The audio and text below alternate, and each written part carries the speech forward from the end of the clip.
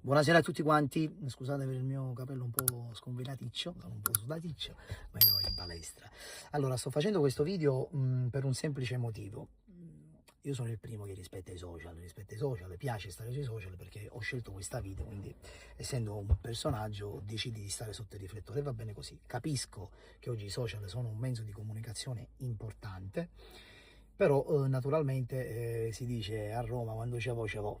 Si deve anche alle volte rispondere e cercare di tutelarti da cose che ti creano senza poi sapere la verità qual è. E ve la spiego io subito, in due parole, senza che ci prolunghiamo, senza che facciamo video lunghi, anche perché non so l'argomento vero e proprio da dove iniziare perché non esiste.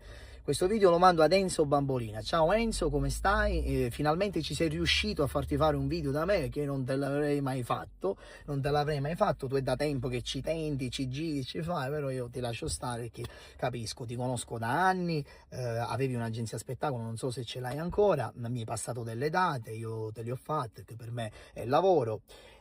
E diciamo, tra virgolette, mi fa piacere perché alla fine io capisco che tu lo fai per lavoro, lo fai per gossip, lo fai perché vivi sui social, prima facevi delle trasmissioni, poi non le fate più. Diciamo, cerchi di guadagnarti il pane, a tuo modo ti guadagni il pane, però il pane è caduto la guadagnare un gol a me e dire stronzate su di me, su di Marica e su persone che non c'entrano niente, perché persone che sconoscono questa cosa e che questa notizia gliel'hai fatta sapere tu, ok? Perché nemmeno la sapevamo noi che siamo i diretti interessati.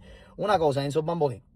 Una cosa importante, non dire bugie, stiamo attenti, non dire bugie, perché fin quando fai gossip e fai gossip veritiero, alziamo le mani, wow, Bambolina ha portato una notizia buona, ma fin quando tu inventi cavolate e butti fango sulla gente che non esiste, poi domani noi, giustamente che siamo i diretti interessati, domani ti facciamo fare brutta figura con i fatti, ok? Quindi ti invito cortesemente a non inventare storie. Una cosa hai indovinato, che siamo single. Questo l'hai indovinato, questo lo sai, ma questo è pubblico, questo si vede, ognuno è libero di fare ciò che vuole della propria vita, ma immischiato Francia e Roma che non ci azzeccano proprio niente, ok?